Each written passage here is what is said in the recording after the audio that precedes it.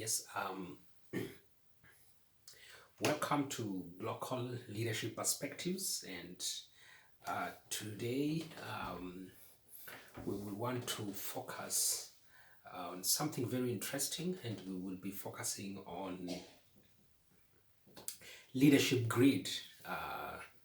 We look at Leadership Grid, and I would, in the process, try to interpret it and trying to fix or use the examples of especially political leadership, and I may use any example that may come first to my mind.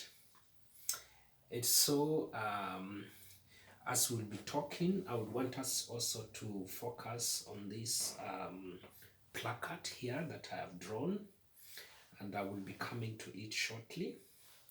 And leadership is an amazing thing, and that's why I really love interacting with it. And so, leadership grid is a theory, is a finding that has been widely taught and used, and also you could view them in the context of also managerial grid. And so this kind of grid focuses on two things. One, on concern for task, and concern for the people, and so that will be coming out shortly. And they were this kind of concern look at two main behaviors, and these two main behaviors actually, one, there was a particular study done at Ohio State University, and this research was very thorough, and it identified one perspective of this theory, rather this particular behavior. And so the key people there, we had Fleischmann, 1953, and Stockdale in 1974. They identified two behaviors, and as I said, they did these studies under Ohio State University. And one of the behavior that they discovered was one, consideration. And under consideration, this kind of relationship behaviors, it is that kind of relationship behavior that really respect and trust people. So it is a consideration behavior, and this behavior that its relationship is inclined towards people, and in the sense of really respecting people and also trusting people. And in other words, this is the concern for the people. This is the consideration, is basically concern for the people. Then we have the second behavior they identified under Ohio State University, is initiating structure. And under initiating structure, the main focus and the main thing was task behavior, or task sort of focus. And such as here, when they're talking about task behavior, they are looking at things such as organizing, the ability to organize, and also the ability to schedule, and not just scheduling, but also seeing that work is completed within the given timeline, given in a given and a certain way. And so where this is concerned, it has to do with concern for the task. Remember, the first one they identified was consideration, and consideration focuses on the concern for the people in terms of relationships and behavior. And where initiating structures is concerned, they are inclined towards task, and so the concern is where task is concerned, delivery, that in other words. And so I want us to keep that in mind because I'm trying to build a case that will help us to provide a good conclusion on this leadership grid. And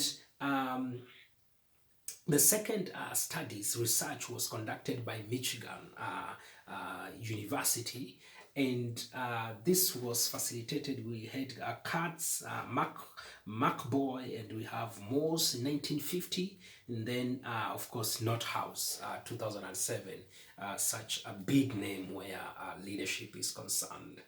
And they identified two behaviors.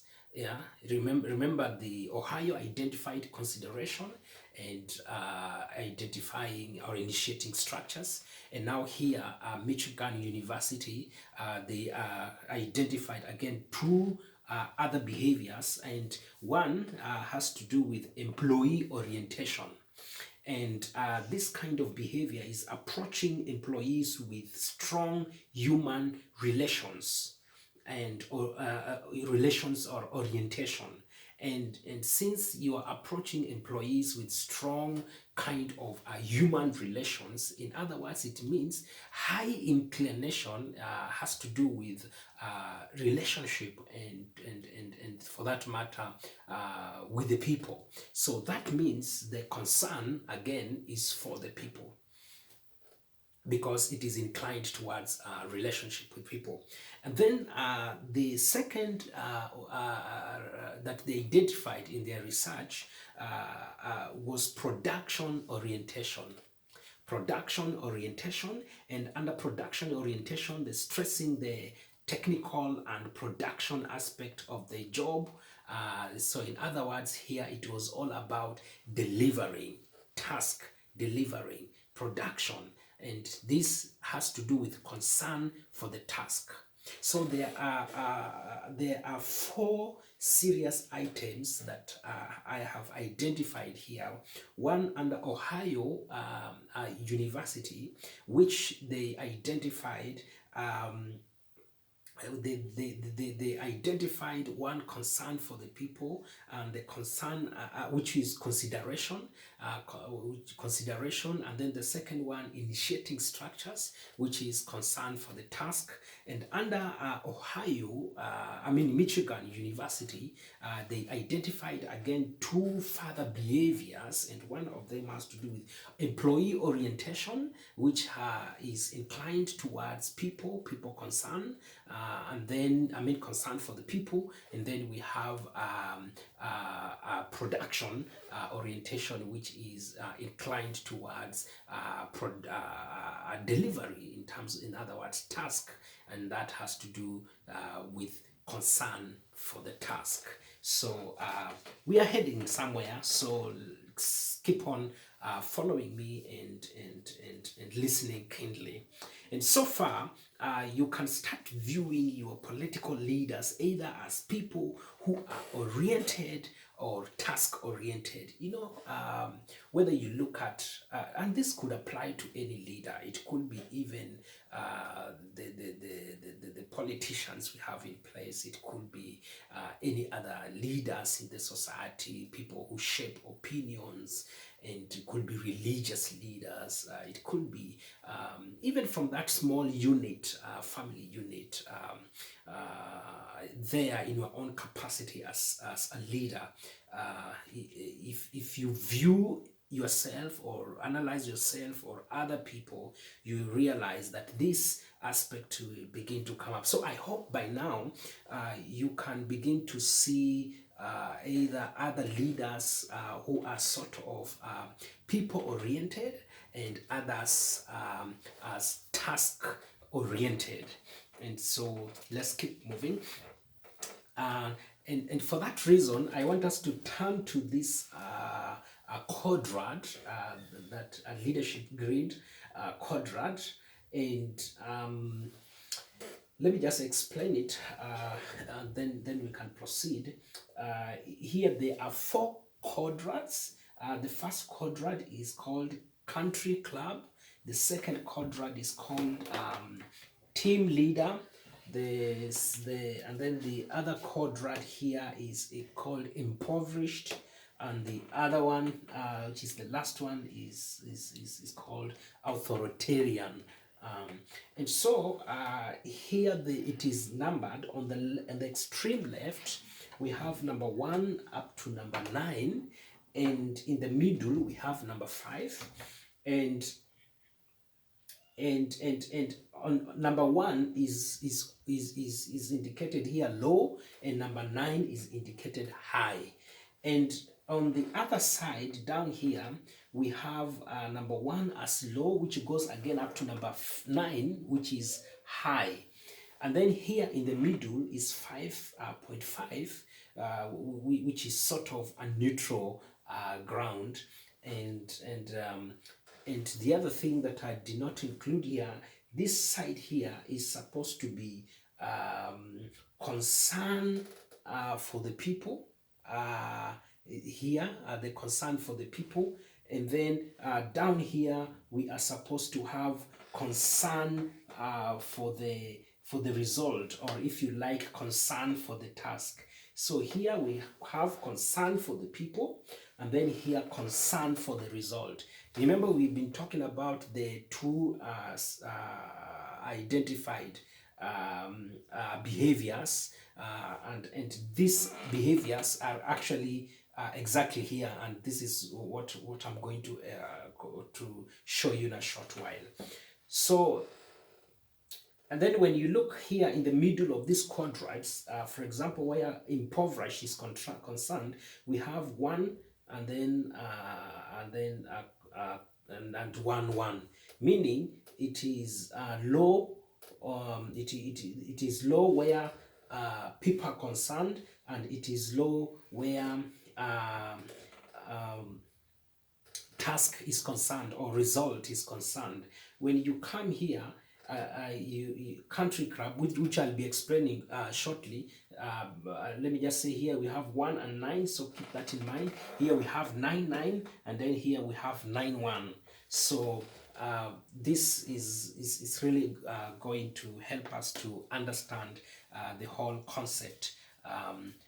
But let me explain further. Now, the 4 quadrants represents the level of strength of the behavior. Remember the 4 behaviors that I've brought out, and so this represents the strength of those particular behaviors. In other words, at the end of the day, we shall, out of this, we shall see how strong or how our leaders or ourselves are inclined to, whether we are inclined to more of people or task. We shall see that shortly. So, for example, let me begin by authoritarian. Under authoritarian, we have 9, 1, meaning 9 indicates, which is high. It indicates it is high on task or high on the result. So 9 is high on task or high on result, and 1, which means it is weak or it is low on people skills.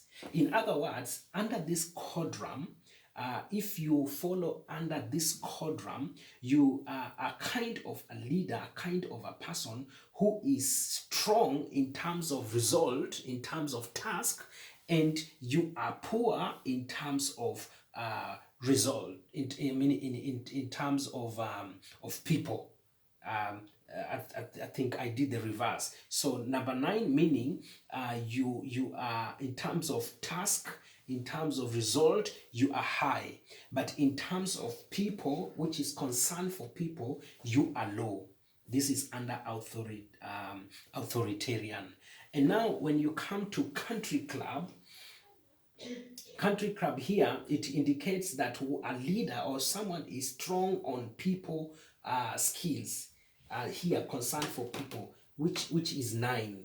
You are strong on people skills, and you are weak on or you are poor on the task, where task is concerned or where result is concerned. So that is important to note. Now, when it comes to impoverished, which is 1-1, it basically means this kind of a leader or behavior is low on people, and in terms of behavior and relationship, and also it is low or weak in terms of result or in terms of task skills. It is quite low or weak. So all is weak. Then the last one, we have team leader, who is 9-9. This kind of a leader is strong on where people are concerned in terms of people skills. This kind of a leader or this kind of behavior is very strong. And also where result and task is concerned in terms of skills, this quadrant, the team leader is also high. So he is high on people skills. He is also high on task skills. So this, and then also and then we have 5.5. This 5.5 is sort of a neutral ground, where the two meets at an equilibrium, and here it's sort of a neutral place, and that also is very significant where this is concerned. Now, best scenario to have the best scenario, actually, they say it is where somebody has 6 but on people concern, people skills, somebody is at 0.6, and where result and task is concerned, you have 6, so that you are not at 5, but at least you have 6 and 6. So they say that is at least an average and the best scenario where anybody may want to find himself. But of course, as we shall be seeing, the most appropriate is here, where you are high on people, on terms of people skills, and also you are high in terms of result, in terms of task. Now let us look at number 1 in more details at team leader. And so we start here with the team leader, and where the team leader, remember the team leader is high on task here, concern for the task result, and also he is high in terms of concern for people skills, or this kind of behavior. So he's high both. So this kind of a leader, he leads by positive example. You know, he releases positive energies in his leadership style, and this inspires hope, inspires new energy, and gives more impetus and reasons to continue soldiering on, because he leads with a lot of positive examples. And I don't know, the leaders around us, the person you could see that leads with a lot of positive examples and energy. I think of the former president of United States, Mr. Barack Obama. He really falls under this category in my own view in a strong way, and I don't know, in the Kenyan context, especially the top politicians, the person that leads with the positive example. I'll leave you. You can write, and I can leave a comment and suggest the kind of the leader that you think is leading with a positive example. And also, this kind of leader, he fosters what we call teamwork. You know, he embraces all, or she embraces all the leaders, because they foster teamwork, and people can work together. So it's not about individuals, it's about working together, it's about putting hands together on the task as a people, so that the result can come, and when the result come, they own the result, all of them. Of course, this kind of theory works better for organizations and institutions and business, but I also believe in terms of political context, also it applies. And so this kind of behavior helps all the members or the people involved to reach their maximum potential, because it is high on both people skills and also task or result skills. Encourages the team to reach their goals. And I'm just thinking, especially for example, when the politicians are campaigning during campaign season, they can really campaign. I think at that particular time they embrace everybody, they are there, but I don't know what the behavior now after the election is over. The behavior again is always different, and so they encourage teamwork, and they work together so that they could achieve goals, and then they strengthen bonds. They strengthen bonds together and work together, and also they are productive. They are very, very, very productive here. Now, let's look at the authoritarian leader who is high on task, result, and low on relationship, on people. And so he is very hard on the workers. This kind of authoritarian in a setup of an organization or a company, this kind of a leader is very hard on workers. If we look at it in the context, even for example, I'm just thinking, I don't know which kind of leader you know of, even in the political scenario, that is very hard on the kind of the people they are working with. I think I would tend to think Mr. Ruto is hard on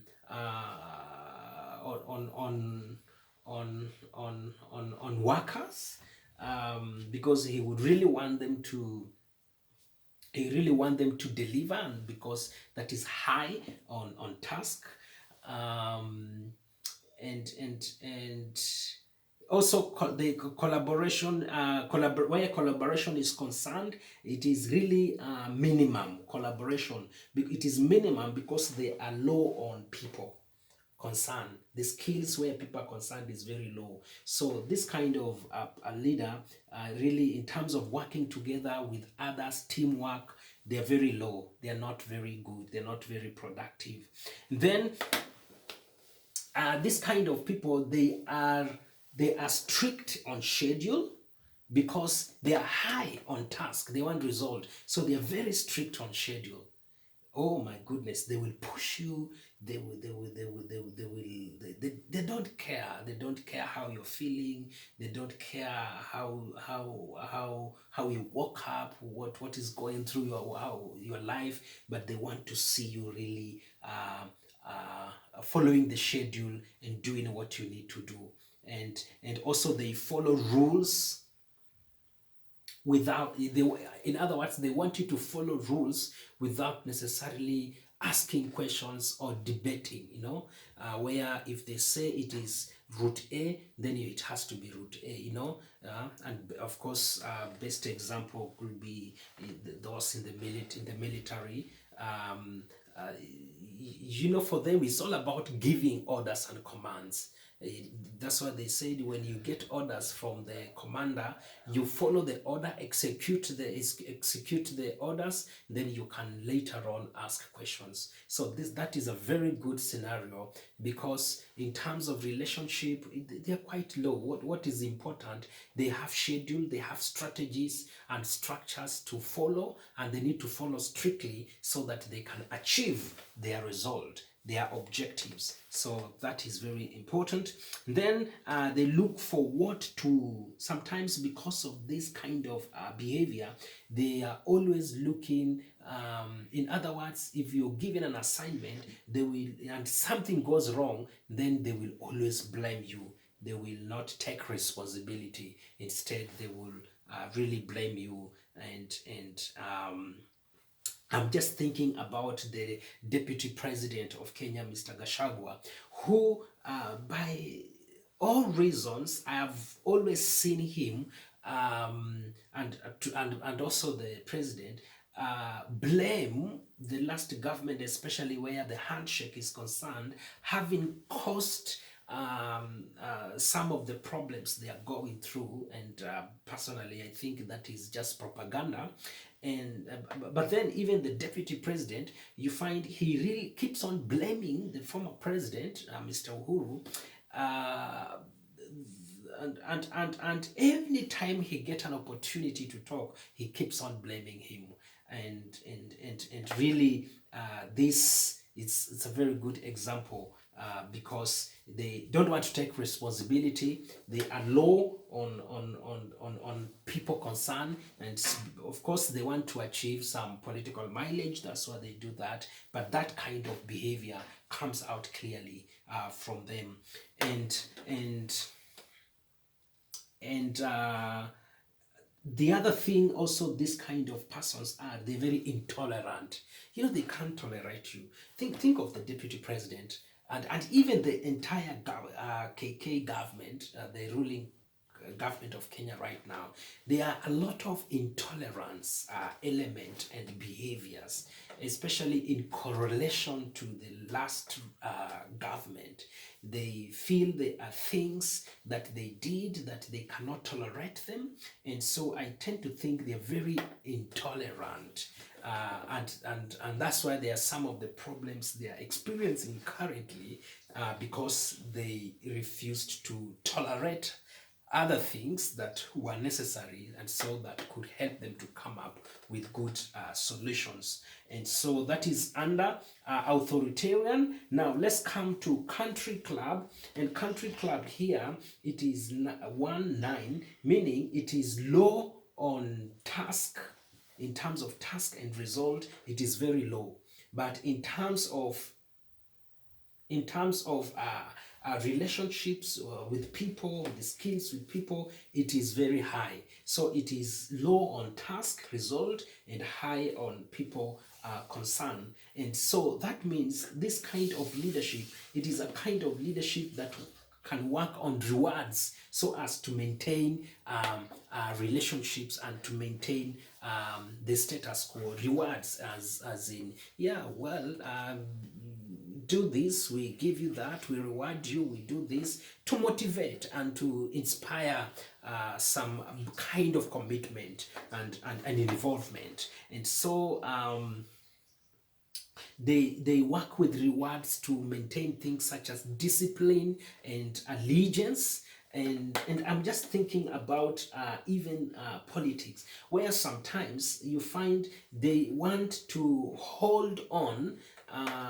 For example, I tend to think where governors are concerned, and the national government, there's a lot of this play here, because the government will want to hold some of the funds and some of the development that need to be dispersed or in the counties, because they want allegiance from them, and they want to control them and to find a way of manipulating them. And that is a behavior that we can clearly see because of country club, or where they are low on task and very high on relationships.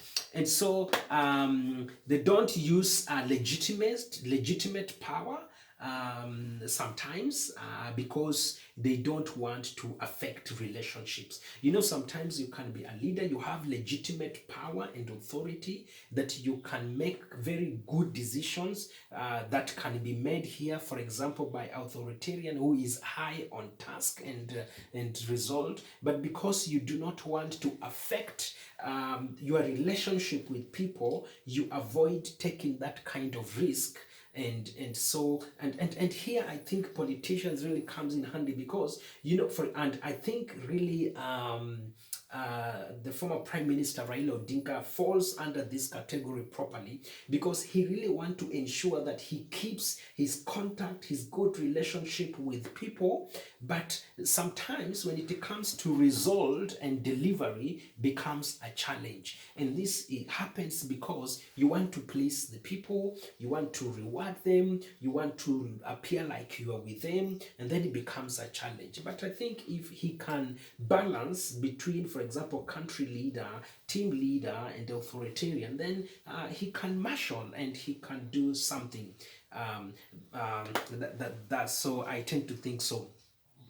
So because they don't want to affect their relationship with people, they really avoid even really pushing for some of the decisions. And then the last one, impoverished law on people concerned skills and law on result task oriented skill.